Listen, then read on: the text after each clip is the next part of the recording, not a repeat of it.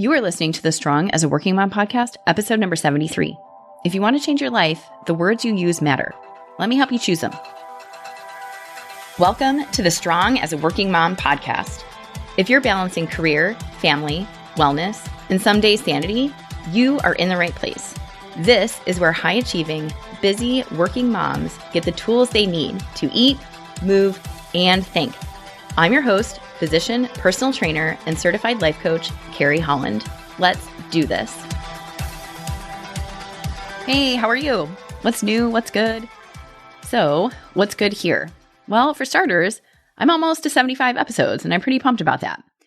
It has for sure been a lot of work, but also a lot of fun bringing you content week to week. So when I started this podcast, my goal was to give you as many resources and ideas as I could come up with to help you take better care of both your mind and your body through eating, moving, and of course, thinking.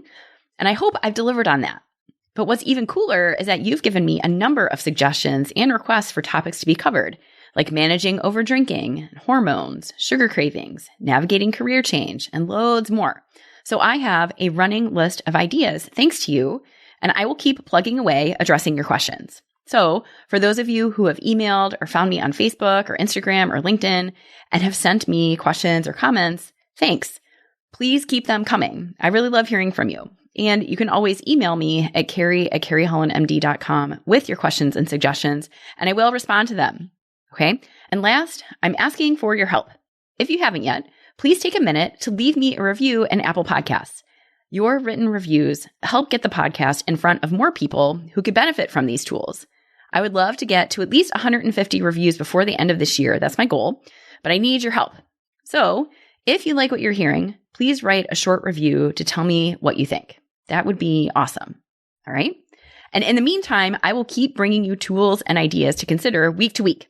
And my suggestion to you is as you listen to these episodes, take what speaks to you and leave the rest. Some of you are here because you want to lose weight. Some of you are here because you need help establishing and sticking to habits like exercise. Some of you are here because you've worked really hard for a career at the expense of taking care of yourself. Some of you are here because you feel stuck in any one of your work, body, fitness, or relationships. And wherever it is in your life that you don't feel at your best, my goal is to help you change that, to optimize it. So today, what I want to help you do is optimize your words. We are going to talk about your words today, how you talk. And what I mean by this is I'm going to help you see how the words you choose when you're talking about yourself, they matter. They matter a lot. I've said it before. I will say it again here. But one of the reasons I love coaching is that I get to listen to your words and then reflect them back to you and ask questions about them. Your words, your language, and your sentences are the only representation I have of what is going on in your brain. And hearing those words to me is essential. So as your coach, I listen to your words very carefully. The words you share with me reflect your beliefs and your truths. And it may be no big deal to you. Your words are just words, right? But for me, as your coach, that's where I can help you because your words give me access to your very powerful brain. And what may be just words to you, to me, they are a window into what you believe about yourself and what you believe about the world around you. And that's where I get to help you. So here's the crazy and the cool thing about your words. Think about it. The language you use and the words you use to articulate your thoughts, they reflect how your brain is working and how you perceive your world. But your words don't just tell me how your brain is working. They also tell me how you are shaping your brain and in turn shaping your world. It goes in a circle and it becomes a self-fulfilling prophecy.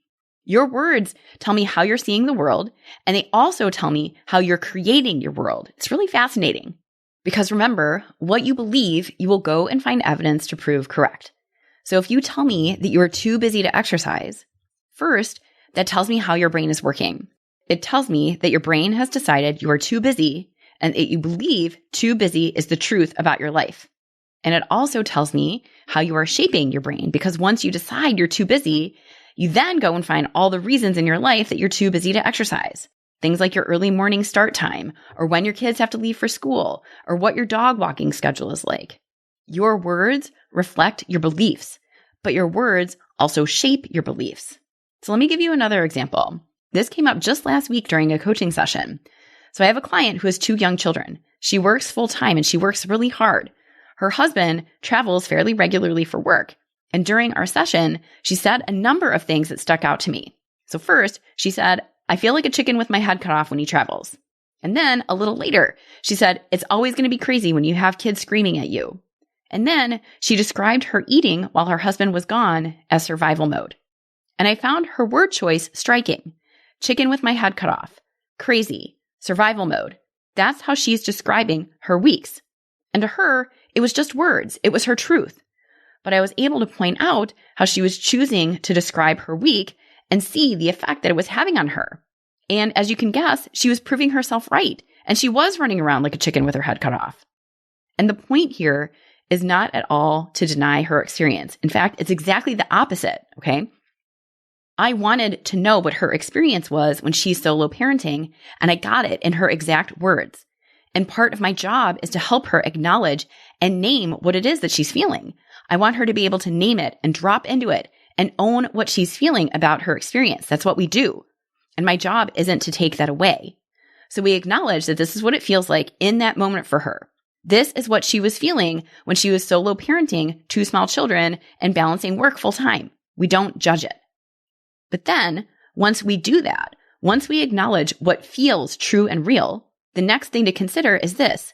What result does thinking that way produce in your life? When you decide that you're like a chicken with her head cut off when you're solo parenting, what happens? What happens is you go and make it true. You feel disorganized and scattered and have a hard time focusing on any one thing. You don't give yourself time to take care of your mind or your body because you're too busy running around. You feel tired and unfulfilled. You haven't taken care of yourself. Or what happens when you decide that your nutrition goes into survival mode when you're solo parenting? You make it true. You don't give yourself time to grocery shop or meal prep or pack meals for work. You eat meals that are off plan and you scrape by. You create evidence that you're in survival mode. So remember, what comes out of your mouth comes into your life. When you decide that you're going to be a chicken with her head cut off, that's what your week will be, and you'll prove yourself right. When you decide that you're going into survival mode, you'll find the evidence to prove yourself correct. But what I want to point out is that this may feel real and true to you. It may feel like the absolute truth that your weeks are that busy and scattered. It may feel like there is no other alternative. This is just the way it is. Like you're reporting the news. It feels like fact. And I would simply point out that while it feels like absolute fact to you, it's only the truth because you've made it your truth. You've made it your truth through your thoughts. And with time and practice, those thoughts became your beliefs. And those beliefs become your filter for your world. Your beliefs shape your world. And it comes out in the form of your sentences. It's really interesting to me how this works, but I've seen it over and over again in my clients and even in myself. The words we use reveal our beliefs, and they also create our beliefs. So that was just one example. But what I really want to zone in on today are 2 phrases that come up repeatedly during my client calls.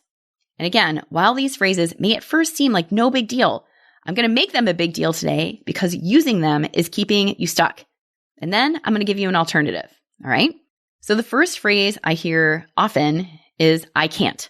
I can't lose weight. I can't get up early to exercise. I can't run.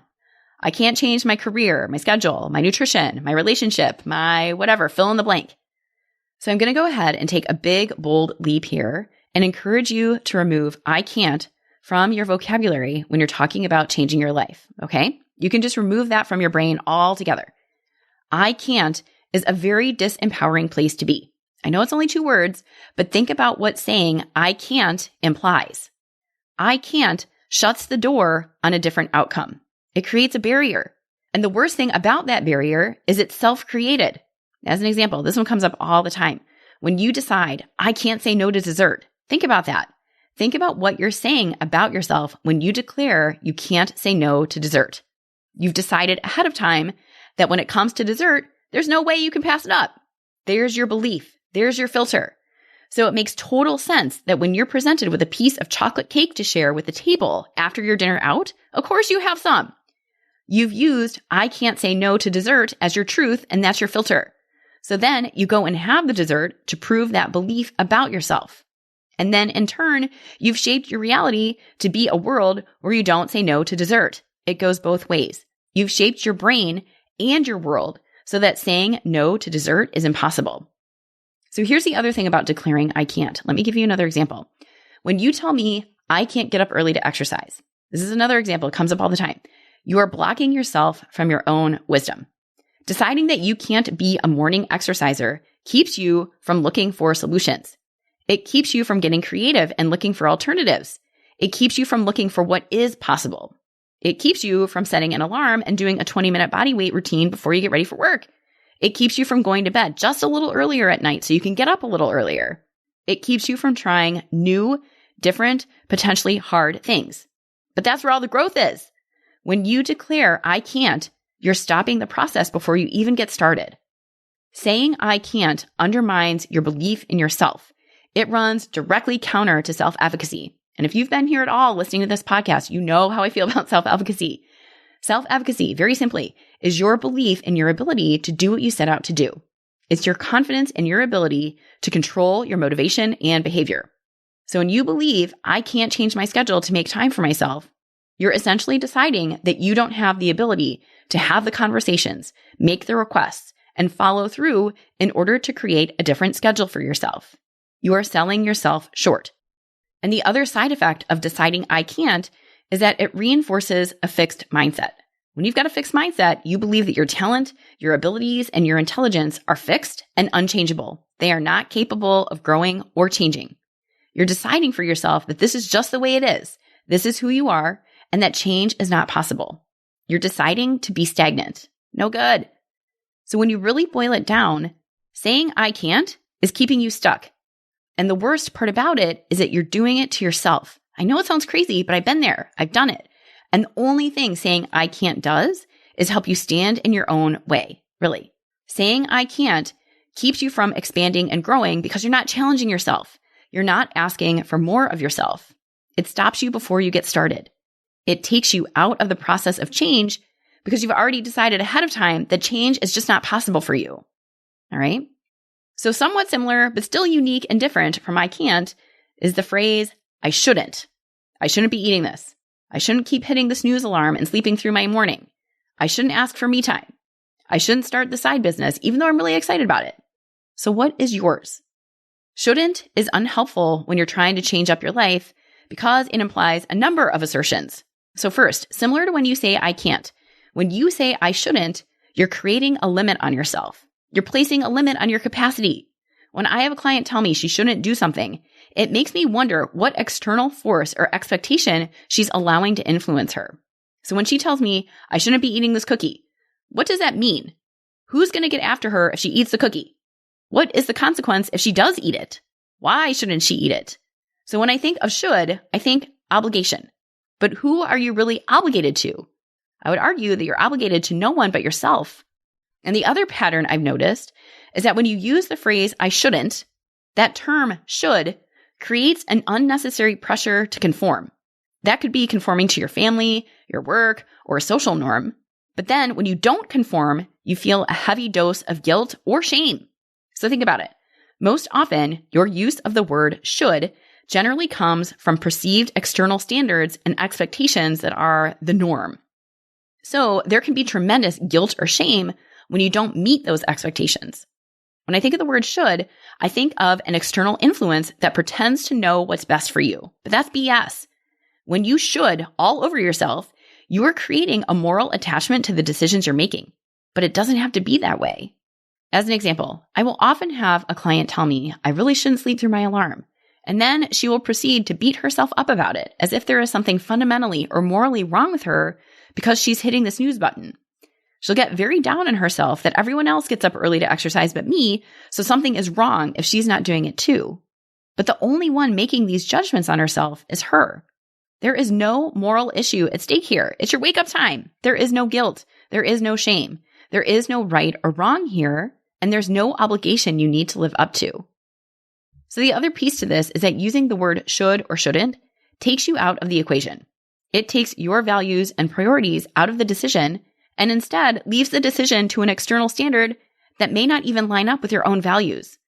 What this means is that when you're operating and acting under the guise of what you should or shouldn't do, you may end up acting in a way that's not true and authentic to you. It can lead you to feel disconnected from yourself. And when you take action from a place of obligation, that's not going to last. It's not going to be meaningful or sustainable. When you decide, I shouldn't eat pizza anymore, but you're not making that decision from your own beliefs and values, it's not going to work. It has to be an internal guidepost made from a place of truth and genuineness with yourself in order for that change to really happen. So should can also come across as indecisive. It's like saying, maybe I do want to change my career, but maybe I don't, and maybe I just don't want to. It's non-committal. And when you're changing your life, I can't have you being non-committal, because the second things get hard, you will revert to what you know and bolt. When you tell me I shouldn't drink after stressful days at work anymore, that's a thought, but it tells me you haven't fully committed. You haven't made the decision with any finality. You're leaving the door open. It's like saying, I really shouldn't have this enormous glass of wine I poured for myself, but maybe just this one time because it's been a really bad day, and then I'll stick to it. No, I'm encouraging you to ask for more of yourself. I'm asking you to make a decision, and when you do, you mean it. Should and shouldn't give you wiggle room to change your mind and back down from your decision, which will leave you right where you started. When you declare that you shouldn't do something, you're not really declaring anything. Do you see that? You're not deciding anything. Instead, you're making an assertion about an external expectation, but you're leaving the door open. Maybe I'll drink the wine and maybe I won't. Shouldn't does not give you any real direction, and it doesn't lead you to an actual decision. And the other downside of using I shouldn't is that most often it's fear-based. The undertones of should are based in guilt and shame, which is generally not where legitimate, long-standing, meaningful change comes from. You can't beat yourself up into better, right? I've said that 1,000 times. So making decisions from a place of should with traces of guilt and shame attached, that generally does not bode well for genuine change. When you're changing up your life and getting serious about changing your diet, your exercise, your career, your schedule, whatever it is, it feels so much better to pursue a positive outcome instead of to avoid a negative outcome. Using should implies avoiding a negative outcome, and that's not the foundation I want to establish. And this will make more sense in just a few minutes, okay? So the key thing to take note of here is whether you find yourself saying, I can't or I shouldn't. The one unifying trait about both of these phrases is that it takes you out of the picture. Both phrases are extremely disempowering, and they paint a picture where you are not in control. They take you out of the decision-making process and leave your choices to an external force that does not come from you as a person with free will. You're taking away your own authority, whether that's due to your own perceived limitations or due to perceived external limitations. Can't and shouldn't do not move you forward at all. And I know I'm making a big, huge, hairy deal out of 4 little words. I can't, I shouldn't. But I've heard them from you so often that I think it's essential that we dismantle them, dissect them, and see them for what they really are. These words are blocking you. They are keeping you stuck. So if you want to get out of your own way, it most definitely starts with your thoughts. I've said that plenty of times on the podcast. If you want to change your life, we most definitely need to get your thinking on board. And that's where practicing awareness and practicing your thinking comes in. And then, once you've got your thinking on board and you're practicing believing new and different thoughts about yourself, the next step is speaking differently. Because remember, your words are a reflection of your beliefs, and those words shape your reality.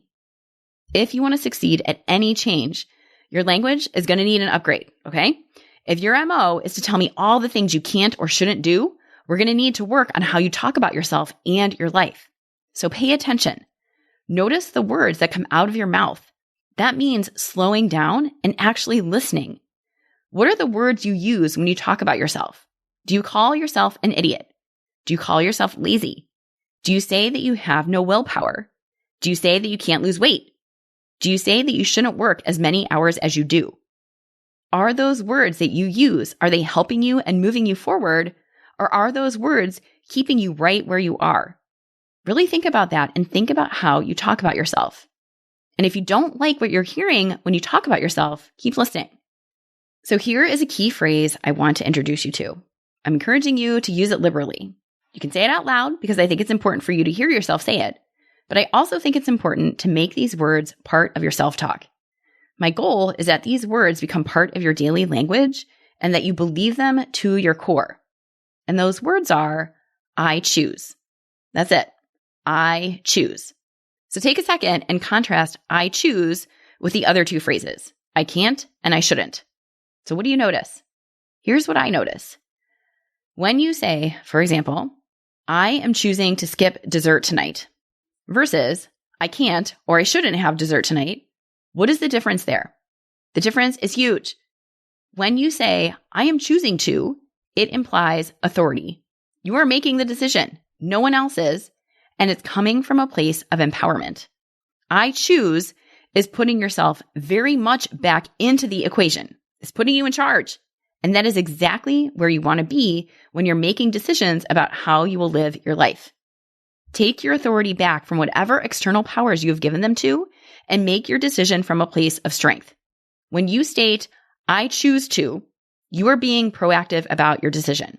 You are not leaving your choice up to chance. You're not leaving your choice up to your perceived limitations. You're not leaving your choice up to external expectations, whether those are real or imagined. It's you and you only who's in charge. And it feels really, really good to declare it. I choose to skip ice cream today because I don't need it, because I don't want it. Make the decision a clear choice. So the other upside to stating I choose is that it gives you clarity. Remember when we were talking through should? When you use should, that is anything but clear. To me, should means maybe you will, maybe you won't, but the decision is up in the air. It's very wishy-washy. And you know what happens when you leave decisions to chance, especially big decisions about changing your life. When you leave things to chance, they generally don't happen. And should, I would argue, very much leaves your decisions to chance. So instead, when you declare, I choose to get up at 5:30 tomorrow morning for my workout, there's no question, right? There's no maybe, maybe not. There's a decision. There's no more hemming and hawing. You're taking out the ambiguity, and that gives you clarity. And if you're going to move forward towards your goal of morning exercise, it's best if you declare it loud and clear by choosing it. I am choosing to get up at 5:30 tomorrow to exercise. The other cool thing that happens when you state I choose is that you create a sense of accountability with yourself. The phrase I choose by nature recognizes that you have the capacity and power to make decisions that are in alignment with what matters to you. And it feels really, really good to live in alignment with your values. So, you know, I'm all about having a plan. And I've said it a number of times before, but it bears repeating. The hardest work you will do to change your life is following through on the things you said you were going to do. Seriously, it's not about the cookies. It's not about the morning alarm. It's not about your resume. Really, those things are all secondary. The hardest thing you will do to change your life is do what you say you're going to do and feel all of the feelings that come up when you do them. But here's the thing. When you make a decision ahead of time and you make a plan, I am going to bring a salad and chicken breast to work for lunch. There it is. There's your plan. Now, the next piece to this is sticking to it and following through. So that means when your coworkers ask if you want to order takeout with them, you choose not to. You don't have to say it out loud to your coworkers. A simple no thank you is fine. But I'm encouraging you to say it very loudly to yourself.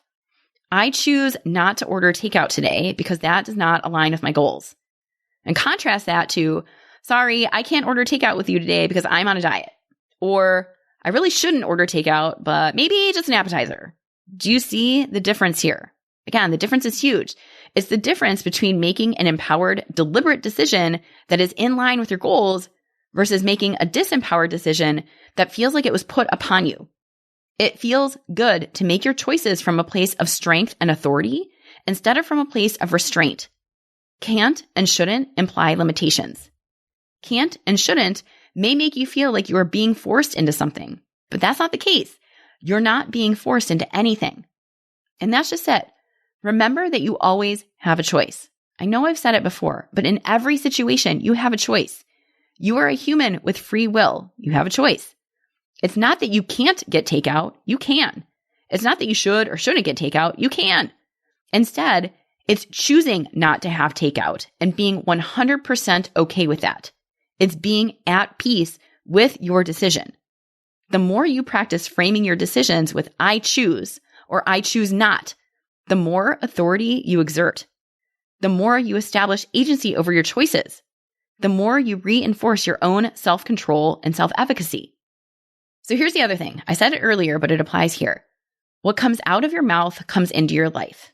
So when you declare, I choose to, or I choose not to, and you mean it, you foster your own personal responsibility. Saying I choose or I choose not reflects ownership. When you choose to do or not do something, you put yourself in charge of your decisions instead of being at the effect of outside forces that are either real or imagined. I choose is proactive instead of reactive. I choose is empowering.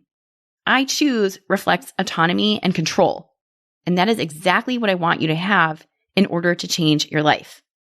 All right? So there it is. I hope that this serves as a wake-up call and encourages you to start paying closer attention to your words. Think about it. How do you talk about yourself? How do you talk about your life?